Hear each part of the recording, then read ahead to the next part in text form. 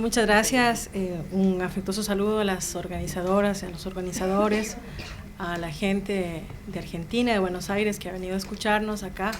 Yo soy Paulina Mogrovejo, soy representante del Defensor del Pueblo de Ecuador en el Consejo de Desarrollo de la Comunicación de mi país, que fue creado por la Ley Orgánica de Comunicación aprobada en el año 2013. Esta ley, igual que otras en América Latina, tiene un objetivo fundamental, y es precisamente romper con la concentración de medios de comunicación que existe en el sector privado y que es un asunto que se transversaliza en toda América Latina.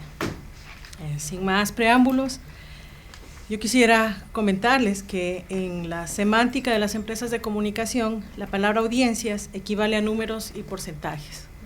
Por ejemplo, la audiencia potencial es el número de individuos susceptibles de consumir medios. La audiencia real es el número total de personas que consumen medios. El target es el perfil del espectador expresado en porcentajes: edad, sexo, condición socioeconómica, área geográfica, hábitos de consumo, roles sociales, entre otros. El share o cuota de pantalla es el número de espectadores fieles a un medio de comunicación. Y finalmente el rating es el número de espectadores que tienen sus televisores encendidos en un tiempo o programa específico. Mientras más tiempo de encendido, más publicidad. Así, el debate de las audiencias en el nivel empresarial se localiza en las personas convertidas en números. Parafraseando a Paulo Basile, principal de Mediaset de España, que es una de las filiales de Mediaset de propiedad de Silvio Berlusconi, expresa que con la televisión comercial el espectador ya no es un ciudadano, es un producto que se ofrece al anunciante. Por su parte, el enfoque de derechos humanos le da otro sentido a la concepción sobre las audiencias. Esta perspectiva descarta al mercado como principio de la organización social. Las audiencias, por tanto, no solo son consumidores con libertad negativa para elegir los programas que consumen. Son ciudadanas y ciudadanos con derecho al pensamiento y a la cultura, a la igualdad de oportunidades, a la no discriminación, a conservar su memoria histórica, al patrimonio cultural tangible e intangible, al idioma y al lenguaje, a la libertad estética, a la libre expresión cultural, al entretenimiento de calidad, a la pluralidad, diversidad y al conocimiento. En ese sentido, desde 2008, la prohibición de la concentración de medios en todas sus formas es un derecho constitucional en el Ecuador, lo cual permite regular los monopolios, oligopolios, la concentración de la publicidad y la concentración de los contenidos, como vamos a ver a continuación. Esta regulación se realiza desde el enfoque del derecho dúctil, como diría Zagrebreski, orientado a la política pública con enfoque en la igualdad de resultados. Así, se garantizan las libertades negativas y los derechos económicos, sociales y culturales de las audiencias, en tanto sujetos de derechos y de ciudadanos, no de productos. Estamos convencidos que enfrentar la concentración desde el enfoque de derechos en la autorregulación, desde los medios, y de la regulación desde el Estado como garante, es el mejor camino en momentos de sociedad teledirigida, como lo expresa Sartori. Cuando las niñas y los niños aprenden a mirar imágenes de televisión antes de aprender a hablar, antes de aprender lenguaje y el idioma natal, los defensores y defensoras de derechos humanos y estados debemos defender los derechos de las audiencias mediante la defensa de la calidad de la democracia. Quiero mostrarles un contexto de lo que pasa en mi país con este preámbulo. 9 de cada 10 medios de comunicación social en el Ecuador es privado, el 90% pertenece a este sector, el 6% le corresponde a los medios públicos y el 4% le corresponde a los medios de comunicación comunitarios. Esto como producto de la concentración. Desde el año 2008 se han venido incrementando medios de comunicación públicos que pertenecen a la televisión pública, la Radio Nacional del Ecuador, medios de comunicación locales y medios de universidades que también forman parte de esta estructura de medios públicos. Con esto se desmonta el argumento de que el Estado ecuatoriano está monopolizando o acaparando medios de comunicación públicos y que esto afectaría la calidad de las audiencias. Es un mito que hay que desenmascararlo porque la comunicación y la concentración en el país está todavía en manos privadas.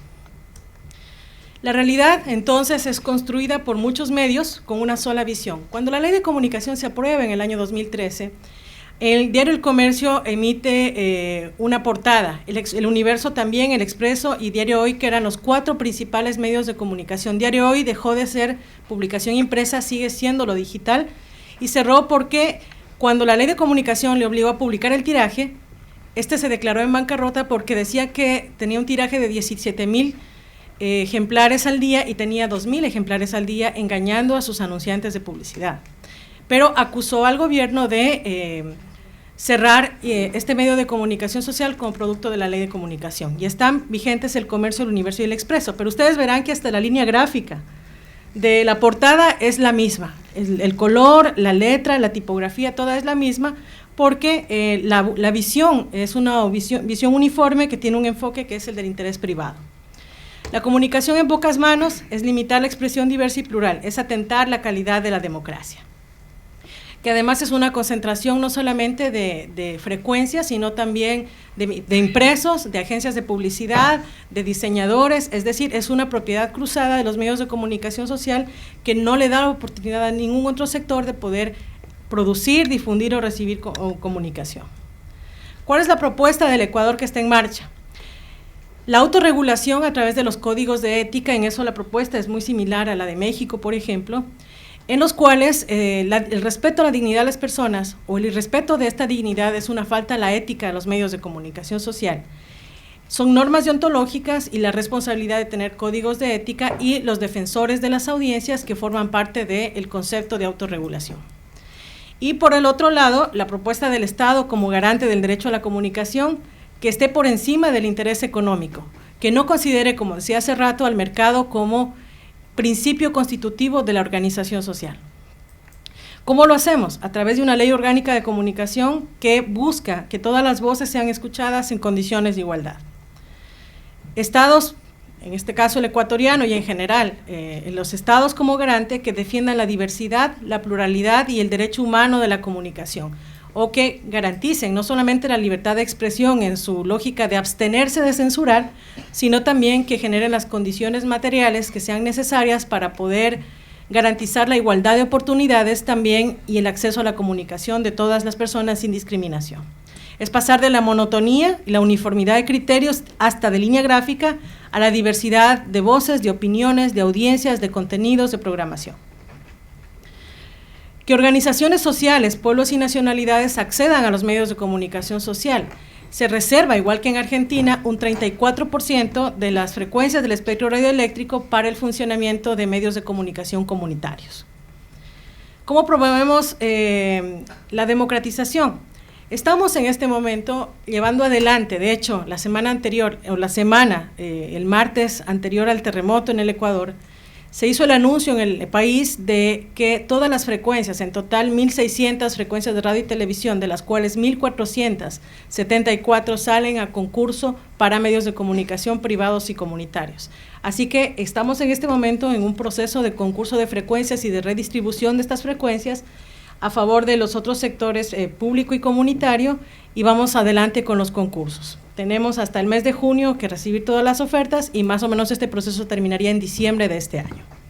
Pero no es lo único, la distribución numérica en un porcentaje de las frecuencias del espectro radioeléctrico no es lo único que estamos haciendo en el Ecuador. Desde el año 2008 que se aprueba la Constitución ecuatoriana y en el 2011 que hay una consulta popular en la cual se dice que se debe desinvertir, que el sector financiero, la banca, debe desinvertir sobre los medios de comunicación social.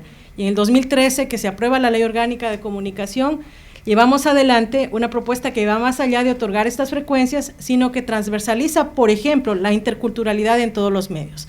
Actualmente, la televisión y la radio y la prensa del país está destinando un 5%, que en televisión y radio es 1 hora y cuarto diaria de su parrilla de programación, a la difusión de contenidos que reflejen la cosmovisión, cultura, tradiciones de pueblos y nacionalidades indígenas, afroecuatorianos y montubios. El objetivo, y ojalá lo podamos lograr, es que podamos promover una reforma a esta ley orgánica de comunicación que incluya también otras expresiones culturales como las culturas urbanas, las culturas populares, mujeres, jóvenes, consumidores, que podrían también apropiarse de este espacio de la pantalla privada para difundir y tener su propia voz. La propuesta en marcha es entonces erradicar el monopolio de contenidos y descolonizar las industrias culturales. Uno de los problemas que vive América Latina y desde luego el Ecuador es que recibimos enlatados provenientes de Estados Unidos o Europa y que no necesariamente reflejan la realidad ecuatoriana, o que promueven contenidos que prejuician, estereotipan o refuerzan roles de género, por ejemplo, en el cual las mujeres tienen un rol doméstico y los hombres siempre tendrán el de la productividad, entre otro tipo de cuestiones. Pero además de eso, inclusive la representación de América del Sur, como el buen salvaje, desde el norte que le llega a América del Sur y que nosotros asumamos eso como natural, es algo que se tiene que romper y por lo tanto descolonizar. La clave o el concepto de industrias culturales está presente en la Ley Orgánica de Comunicación. El país no tiene una ley de cultura que se adecue a la Constitución del 2008. Estamos en eso. Hay varios actores que, como con la Ley de Comunicación, que pasó 4 años para que se apruebe, también impiden que se apruebe la Ley Orgánica de Cultura. Pero en todo caso, en la Ley de Comunicación, las cuotas de producción nacional y de producción nacional independiente, la de producción nacional que hablamos del 60% de la parrilla de todos los medios de comunicación que debe ser ecuatoriana, hecha en el Ecuador, y la otra que es la producción nacional independiente, que el 10% de ese 60% debe ser producción nacional independiente, y producción comunitaria es un espacio para poder descolonizar estas industrias culturales. El observatorio que lleva adelante la Defensoría del Pueblo ha encontrado que inclusive la televisión pública en este momento está difundiendo contenidos de dibujos animados dirigidos a niñas, niños y adolescentes sobre Disney, Nickelodeon, Cartoon Network, que de alguna manera continúa o persiste en la difusión de ese tipo de industrias culturales colonizantes que no necesariamente aportan, por un lado, a la construcción de un pensamiento propio desde el sur, pero por el otro lado también están afectando la libertad de trabajo, la libertad de expresión de nuestros productores audiovisuales y artistas nacionales.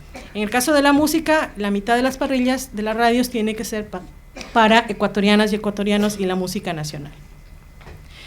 Y finalmente la propuesta en marcha es crear nuevos medios comunitarios y públicos, lo cual conlleva aspectos y etapas de sostenibilidad. Como pasó en Argentina, como seguramente ocurre en otros países de América Latina, el dilema de la comunicación comunitaria tiene varias dimensiones y complejidades.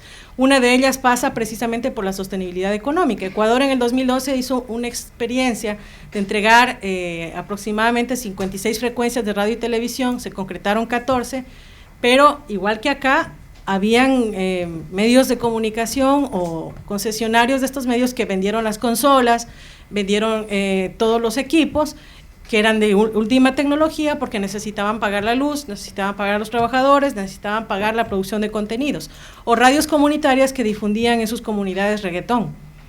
Entonces, esa experiencia nos da a nosotros una idea de que hacer medios comunitarios es complejo y que amerita una política pública encaminada a esto, hacia la constitución de comunidades o de organizaciones maduras que tengan capacidad de sostener un medio de comunicación social, un marco institucional que vendrían a ser como las carreteras por donde los medios comunitarios van hacia una comunicación comunitaria alternativa, realmente alternativa, descolonizadora, y por supuesto el sostén económico financiero, que es como la gasolina que le da a los medios de comunicación comunitarios la posibilidad de avanzar. Por ello, el tema de la sostenibilidad económica y la publicidad para medios comunitarios es algo que se considera en el Ecuador. ¿Cuáles son los retos a vencer? El boicot permanente a instituciones y normativa, la falsa idea de restricciones y de persecución, pedirle a un medio de comunicación que se disculpe porque una publicidad fue sexista, es amenaza a la libertad de expresión en el Ecuador. Pedirle a los periodistas que difundieron los casos contra el fiscal general y el secretario nacional de inteligencia del Ecuador, las pruebas y que apoyen a la justicia para investigar los casos de posible evasión de impuestos en los Panama Papers, es amenaza y persecución a periodistas. Y en general se distorsiona el asunto del control, la regulación del derecho a la comunicación con atentados a la libertad de expresión. La propuesta regional debería ser entonces, porque esto no debe ser solamente nacional, generar redes de contenidos, apoyo financiero regional e intercambiar experiencias. Y quiero cerrar nada más con esto. Nosotros estamos convencidos que las mujeres, los pueblos, nacionalidades latinoamericanas deberíamos juntarnos desde una clave regional unificadora.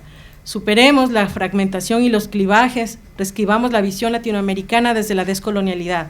Lo intercultural a nivel nacional es un primer paso, pero la idea alrededor de la cual podemos sembrar nuevas propuestas regionales requiere repensar las industrias culturales desde el sur. con sus potencialidades generadoras de identidad y discursos diversos, basados en la creatividad de la gente. Lo importante no es solamente desconcentrar numéricamente las frecuencias. Como lo dijeron hace un momento, desde el Centro Cultural de la Cooperación estamos frente a una batalla cultural que hay que vencer. Gracias.